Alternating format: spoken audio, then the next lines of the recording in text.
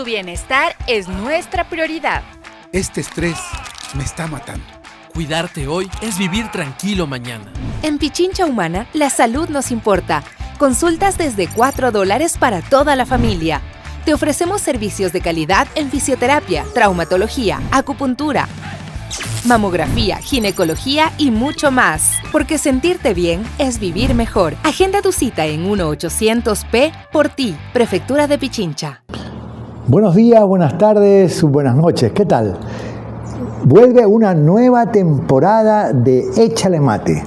Échale Mate es una propuesta que tenemos en Colectivos para hacer conciencia, para conversar sobre los problemas de la sociedad, del mundo, pero desde una perspectiva diferente. No solamente lo que nos pueden mostrar los medios tradicionales, sino tratar de generar una idea nueva desde una perspectiva progresista, ¿verdad?, que puede ayudar a hacer conciencia. Porque Échale Mate no es otra cosa que echarle cabeza, ¿verdad? Recuerden. Y entonces en esta nueva etapa de Échale Mate vamos a tener invitados nacionales, internacionales, porque vamos a analizar y a plantearles a ustedes una serie de temas de actualidad que tienen que ver con el acontecer nacional y con el acontecer internacional. Hoy vamos a tocar un tema de mucha importancia y de gran sensibilidad para toda la comunidad mundial, católicos o no católicos, la muerte o fallecimiento o vuelta a la vida del Papa Francisco. Y por eso creo que es interesante verlo de distintas ópticas, de distintas maneras, estos videos que vamos a presentar. Adelante, el primer video. Sì, è la guerra, è il terrorismo. Continuo a ricevere da Gaza notizie molto gravi e dolorose. Civili inermi sono oggetto di bombardamenti e spari. E questo è avvenuto persino all'interno del complesso parrocchiale della Santa Famiglia, dove non ci sono terroristi, ma famiglie, bambini, persone malate con disabilità, suore. Una mamma e sua figlia, la signora Navda Khalil Anton e la figlia Samar Qamar Anton, sono state uccise e altre persone ferite dai tiratori scelti mentre andavano in bagno. Qualcuno dice è il terrorismo, è la guerra. Sì, è la guerra, è il terrorismo. Ieri il patriarca non lo hanno lasciato entrare a Gaza come avevano permesso. E ieri sono stati bombardati bambini. Questo è crudeltà, questo non è guerra. Voglio dirlo perché tocca al cuore. Hemos compartido con ustedes estos videos del Papa Francisco que son muy importantes para darnos cuenta de la visión humanista del Papa Francisco, de Bergoglio. ¿Por qué? Porque toca el tema de Gaza. Para ellos la masacre, para el Papa Francisco, la masacre de Gaza es una crueldad humana sin nombre. El Papa Francisco ha estado permanentemente llamando por teléfono a las parroquias católicas en Gaza para poder saber de su situación. Es alarmante lo que pasa en Gaza cuando se bombardean hospitales, mueren niños enfermos, discapacitados. No hay guerra de ningún tipo que pueda ser justificada desde el cristianismo y el ser humano que somos todos y que tenemos derecho a la vida. De tal modo que justificar por cuestiones ideológicas, por cuestiones de terrorismo, una guerra, es imposible entenderla desde la perspectiva del amor de Dios para todos nosotros. todos y cada uno de nosotros, queridos amigos, somos hijos de Dios. Somos llamados a ser felices. Somos llamados a vivir en paz. Somos llamados a vivir en fraternidad. De tal modo que no hay justificación ninguna en ninguna guerra. Y el Papa Francisco insiste como líder mundial en que esa guerra tiene que terminar. Tiene que llegar a un acuerdo de las partes para respetarse. ¿Por qué no se respeta el territorio que fue entregado por Naciones Unidas al pueblo de Palestina? ¿Por qué? ¿Cuáles son las razones de la expansión del país Israel? ¿Cuáles son los motivos para desplazar a muchas personas, familias, de sus propios territorios? No es justo y el Papa lo siente. El Papa siente en su corazón ese dolor y como líder mundial ejerce una presión ante Naciones Unidas para que puedan mediar en este problema. Creo que es muy importante que podamos entender a un hombre, a un ser humano, a un pastor preocupado por lo más duro, lo más dramático de lo que pasa en el mundo y en la sociedad.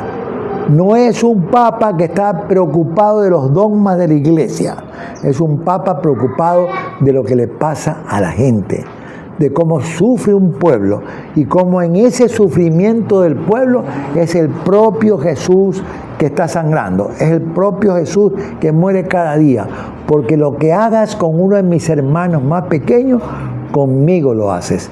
Y esa es la predicación más importante del Papa Francisco. Sigamos viendo otros videos para poder comentar esta figura tan maravillosa del Papa Francisco. No renegues la historia de tu patria, no renegues la historia de tu familia, no niegues a tus abuelos. Busca las raíces, busca la historia y desde allí construir el futuro. Y aquellos que te dicen que sí, los héroes nacionales ya pasaron o que no tiene sentido, que ahora empieza todo de nuevo, reíteles en la cara. Son payasos de la historia. Estas reflexiones del Papa tocan el sentido patriótico que tenemos que tener todos los ciudadanos de un país. Un país está hecho por seres humanos que han tenido historias distintas de distintas épocas, de tal modo que apreciar lo que hicieron nuestros abuelos, lo que hicieron nuestros antepasados, lo que hicieron nuestros héroes, es muy importante. Porque la construcción de un país no es solo mirar para adelante. Cuidado, porque si no miramos hacia atrás, no nos damos cuenta de las conquistas y de los errores que pueden haber tenido estos personajes que nos antecedieron. De tal modo que la construcción del futuro parte de un presente real, con los pies sobre la tierra, y que seamos capaces de mirar atrás, escuchar, mirar con atención y con gran sensibilidad todas esas luchas. ¿Cuántas cosas se han conquistado en nuestra sociedad? A nivel de trabajo, las 8 horas, el tema de la participación de las mujeres, y así podríamos poner muchos ejemplos. ¿Producto de qué son esas conquistas? Producto de seres que nos antecedieron con una mentalidad de patria, con una mentalidad de sociedad justa, que sean capaces de ofrecer su vida, sus criterios, su inteligencia en función de esas conquistas. Negarlas, dejarlas a un lado, no valorarlas, daría mucha pena, porque sencillamente eso no construye un futuro promisorio cuando no tenemos en cuenta la historia y su contexto, porque cada cosa se hizo en un momento histórico, y el momento histórico fue el que determinó lo que las personas pueden y piden hacer en función de conseguir derechos, de mejorar la situación de la sociedad. Y el Papa Francisco es tremendamente sensible a eso. Fíjense ustedes qué interesante. Por ejemplo, haber nombrado santo, ¿verdad?, a Juan XXIII y a Pablo VI, con dos tendencias, incluso políticas diferentes, doctrinalmente diferentes. Juan XXIII fue el que dijo, abramos las ventanas de la iglesia para que entre aire fresco y para quitar una serie de dogmatismos, de costumbres, empezando porque las misas se hacían en latín, que nadie entendía, y de espaldas al público, cuando la Eucaristía, la común unión, es la celebración de la vida, de la celebración de la fe, donde Jesús es el centro. El sacerdote preside con mucho derecho y con la aceptación de la comunidad. La comunidad le dice, padre, usted presida, porque usted estudió, usted fue consagrado para eso, pero la vida de la comunidad era la más importante. Ese es un ejemplo del Concilio Vaticano II, que en muchos aspectos abrió las puertas y las ventanas de la iglesia para que entre aire fresco. Pero usted tiene la otra versión de la iglesia con Juan Pablo II. Juan Pablo II, un hombre de gran sociabilidad, pero tremendamente conservador, enemigo acérrimo del comunismo, que tuvo razones en algunos momentos en sus críticas, sí, pero también fue muy crítico con sacerdotes progresistas, sacerdotes que, como los sacerdotes que participaron en la Revolución Ciudadana, de condenarlos y de quitarle la posibilidad de seguir ejerciendo el sacerdocio por haber tomado una opción por los pobres. La teología de liberación, que en América Latina fue tratar de entender la realidad de los pobres, la realidad de explotación, a partir de la palabra iluminadora del Señor. Esa es la teología de liberación. Y esas son las comunidades eclesiales de base. Y Juan Pablo no fue partidario de eso, definitivamente. Más bien dio lugar a otros grupos, como los Opus Dei, grupos muy conservadores. El Papa Francisco observa esa realidad y se da cuenta que en ambas posturas hay cosas importantes e interesantes. Hay una vida de entrega en Juan XXIII, sí. Hay una vida de entrega en Juan Pablo II, sí. Es decir, se premia, se analiza con equilibrio esas posiciones. Y por eso Francisco los nombra a ambos santos. Entonces, me parece muy importante el análisis de Francisco en torno a tomar en cuenta la sociedad antes con sus líderes, con sus propuestas, y hoy también, desde esta perspectiva, construir el futuro. Porque eso se trata, construir el futuro en base a lo que hemos aprendido de los mayores, de lo que hemos aprendido de nuestros héroes, de lo que hemos aprendido de las grandes mentalidades que construyeron este mundo de que hoy gozamos. Sigamos con el Papa Francisco. Dai.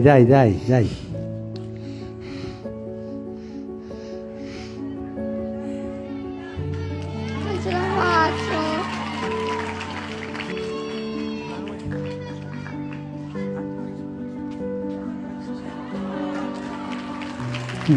Vieni da me, Emanuele. Vieni da me e dimmi dall'orecchio. Vieni da me. Vieni.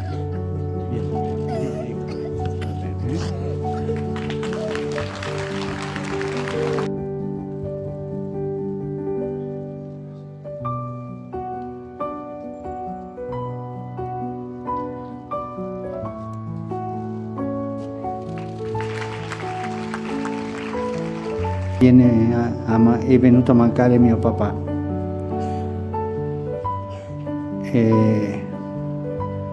Lui era ateo, ma ci ha fatto battezzare a tutti e 4 figli. Era un uomo bravo. È in cielo, papà? Non era credente, ma ha fatto battezzare i figli. Aveva il cuore buono. E lui ha il dubbio che il papà, per non essere credente, non potesse andare in cielo.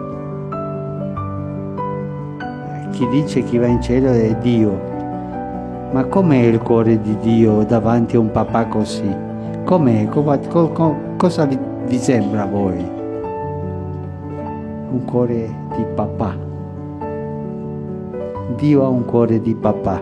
E davanti a un papà che non credente è stato capace di battezzare i figli e di darle quella bravura ai figli. Voi pensate che Dio sarebbe capace di lasciarlo lontano da te? Pensate quello? Ma forte, con coraggio. Dio abbandona i suoi figli? Dio abbandona i suoi figli quando sono bravi? Ecco, Emanuele, questa è la risposta.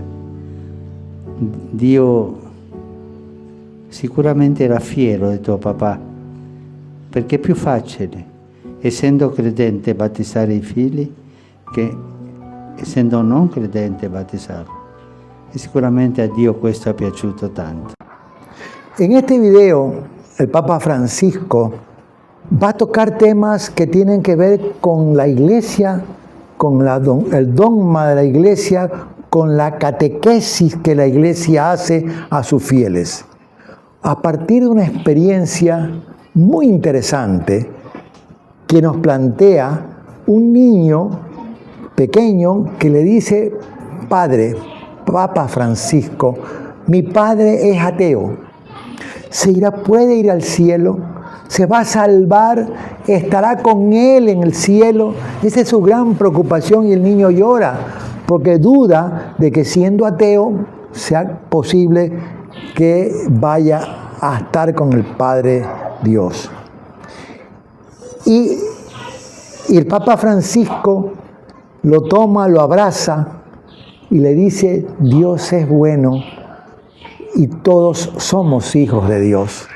Esto es muy importante.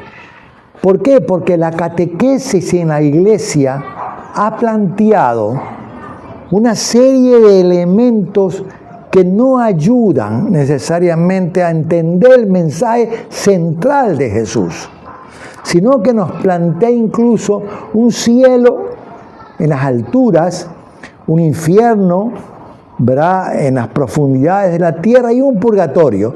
Es decir, si tú cumples con lo que la iglesia te plantea, es decir, ir a misa, comulgar, etc., tú te ganas el cielo. Si tú eres bautizado porque tú has decidido, tus padres han decidido ser católicos, entonces tú te vas al cielo. Pero el Papa Francisco se da cuenta, con mucha inteligencia y suspicacia, que se quedan afuera de ese reino prometido por Jesús y por Dios todos los que no se han bautizado, todos los que no van a misa, todos los que están sin creer o decir que creen en Dios. Entonces, él siente que hay una contradicción entre el amor infinito de Dios, ¿verdad?, y esas posiciones en la catequesis de la iglesia. Y le dice: tu padre fue un hombre bueno. Sí, claro. Tu padre fue un hombre valiente. Tu padre trabajó por los demás. Tu papá fue un líder sindical. Tu papá fue un padre de familia ejemplar. Eso es suficiente para ser una buena persona. Y el cielo se llena de buenas personas, no necesariamente de los que cumplen ritos en la iglesia. El rito es bueno porque ayuda, la oración es buena porque te fortalece, pero no es el determinante para estar junto al Señor. Esto es muy importante, porque Mateo 25 en la Biblia lo dice con una claridad meridiana: todo lo que hagas con uno de mis hermanos más pequeños, conmigo lo haces. Es decir, diste de comer al hambriento, es decir, visitaste al enfermo, es decir, vestiste al desnudo. Ese es Mateo 25. Y todo lo que hagas conmigo, con ellos, lo haces conmigo. Esa identificación de Jesús con el ser humano que sufre. Ese ser, esa persona que es capaz de preocuparse de lo que Jesús plantea, es lo que es importante que se entienda como razón de vida y razón de estar junto al Señor en su gloria. Santiago en su carta dice: muéstrame tu fe sin obras, que yo por mis obras te mostraré mi fe. Fíjense lo contundente de la frase. Si tú no tienes obras, no tienes fe, es al revés. Son tus obras las que muestran tu fe. Es decir, la razón del ser humano es ser bueno, es ser bondadoso, es ser amoroso, porque el centro de la vida cristiana se da en un solo mandamiento: amarse los unos a los otros como yo los amo a ustedes. Francisco es sensible a eso y rompe montones de ataduras y montones de conceptos que nos han perjudicado de alguna forma, dándole un matiz a la iglesia que no es el verdadero. El verdadero matiz es la comunidad, el verdadero matiz es la solidaridad, el verdadero matiz es la fraternidad, el verdadero matiz es sentirnos hermanos juntos en la fe, porque creemos en Jesús o porque sencillamente nos tratamos como hermanos. Los que no son cristianos y que no tienen la posibilidad de entender la fuerza que puede tener la oración, la Eucaristía, no importa, sus obras, su manera de ser nos unen y nos hermanan. Esto es hermoso. Sigamos viendo a Francisco porque realmente es fabuloso. Ya uno a veces sueña cosas que nunca van a suceder, pero soñalas, desealas, busca horizontes, abrite a cosas grandes, abrite y soñá que el mundo con vos puede ser distinto. Hablen de las cosas grandes que desean, porque cuanto más grande es la capacidad de soñar y la vida te deja a mitad camino, más camino has recorrido. En esta reflexión, Francisco nos invita a todos a ser parte de la construcción del reino, aquí y ahora, que esto es muy importante, no es allá. No estamos pensando que portarnos bien es para ganarnos el cielo. Cuidado. El cielo es aquí en medio de la fraternidad entre todos, entre la paz, de la justicia. Y por eso que Francisco nos invita a soñar. ¿Y qué es soñar? Soñar es darle sentido a la vida. ¿Para qué vivimos? ¿Solo para dormir, comer, trabajar, estresarse? No, reproducirse. Vivir es crecer, es crear, es soñar, es plantearnos metas para todos, en comunidad. Esto es fundamental. Y Papa lo insiste muchas veces: salgan y digan su palabra, no se queden callados. Los jóvenes tienen que salir, ser rebeldes. Y rebelde no significa ser ni grosero ni malcriado, sino que significa tener sueños, plantear desafíos. Esto es muy importante en la vida, porque la vida tiene sentido en el servicio a los demás. No hay otra razón. Servicio a tu familia, servicio a la sociedad, servicio a tus trabajadores. Un empleador o un empresario que no entiende que los trabajadores son parte de su empresa, que el éxito de su empresa y su iniciativa empresarial se construye y se realiza por el esfuerzo y la creatividad de todos sus empleados. Eso es pensar en la otra persona. Es pensar en que construyendo juntos un mundo mejor, estamos dándole sentido a nuestra vida. Esto es clave en Francisco. Nos invita a no ser conservadores de decir no, todo debe ser igual, no importa que haya explotación de unos con otros, no importa con tal que todo sea felicidad. Una iglesia dormida, una iglesia que no se pronuncia, una iglesia que no es profeta. Una iglesia que no es profeta no está llevando la misión de Jesús.